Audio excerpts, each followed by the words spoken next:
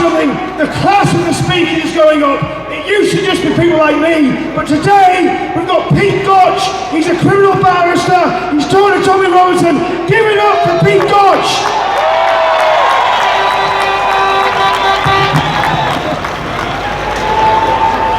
Well, I don't know how I'm going to top that. That's just impossible, isn't it?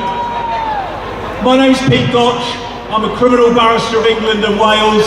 I've been doing that for 19 years. Before I was doing that, I was a police officer. I was with Thames Valley Police for 15 years. But, you know what, I think that puts me in a good place to be able to say some legal facts to the people that govern us. And I'm going to start off with a few general facts, and then I'm going to add in a few facts about the way that the state is treating Tommy Robinson. So, fact number one, I love my country. Let me know if you agree with me. Loving your country does not make you far right. Fact two, uncontrolled illegal immigration is damaging our country. Killing our children! Being concerned about illegal immigration does not make you a racist.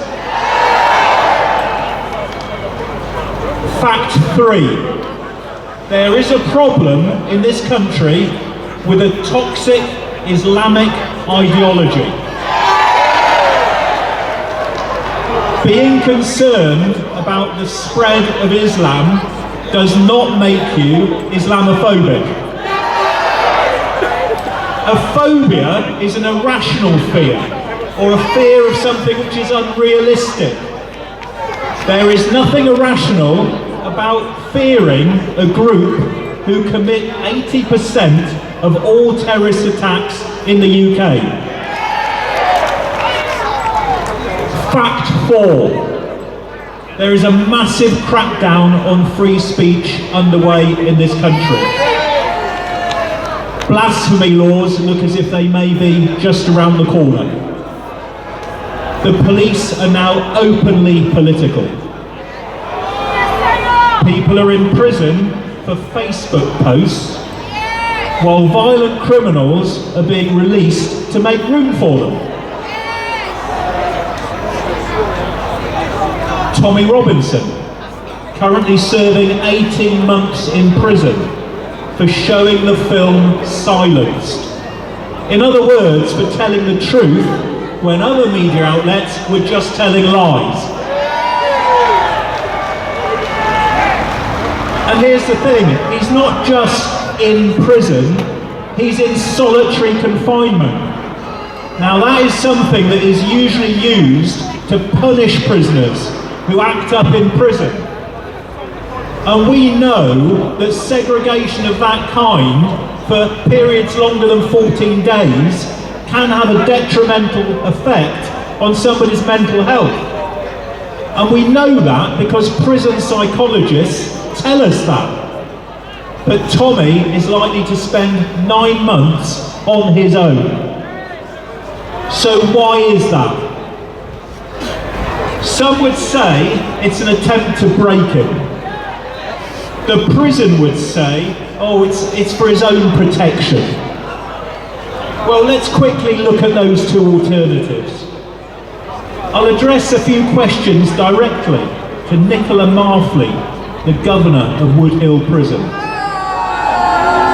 Nicola Marfleet, if you have to keep Tommy Robinson in solitary confinement, who are you protecting him from? Why does Tommy have to be kept in solitary rather than dealing with the group who are making the threats against him? Doesn't that exactly mirror what is going on in society? Where, rather than dealing with the violent criminals, we prefer to deal instead with the people who call them out. Ms Marfleet, Governor, there is a difference between segregation and solitary confinement. There must be plenty of people in that prison who would be quite happy to be housed with Tommy Robinson. Just safe people, just people who are not jihadists. So why then is he kept isolated from everybody? If it's for his own protection, why have all the visitors who've been to see him so far been made to sign a non-disclosure agreement so that the things that Tommy says in prison cannot be repeated outside of the prison? What is it that you don't want the public to hear? And why, Ms. Marfleet, as a public servant, are you involving yourself in politics? And how does that relate in any way to his protection? And I hear now that all his visits have now been stopped. All personal visits to Tommy have now been stopped. There can be no possible legal justification for doing that. If it isn't an attempt to break him, what is it? The public need an explanation. And these questions, of course, should be asked by those that represent us over there. But they're not being asked. Lastly, Tommy should be in an open prison. He's category C. He should really be category D and in open conditions. Now there's no clear definition of who's entitled to a category D open prison, but there is some fairly clear advice on who is not entitled. You're not entitled to category D if you're violent, if you're a foreign national at risk of deportation, if you're an escaper, if you're someone who continues to behave in a criminal way whilst in prison, or if you're somebody who disrupts the security and good order of a prison. So, given that none of these things apply to Tommy Robinson, why can he not be housed in a category D open prison? I have no doubt that what is happening to Tommy is a breach of his Article 3 human rights. And that's the bit that prohibits torture and inhuman treatment. And in my view, that is exactly what's going on. So the question is, what can all of us do about it? What can we do about it? First thing, lobby your MPs. They should be asking these questions on our behalf, but they're not. Lobby your MPs. Secondly, tell everybody what's going on. They're not going to hear about this on the BBC, are they? They're not going to read about it in The Guardian. Tell your mates, tell your kids, tell everybody down the pub what's going on. Refuse to be silenced.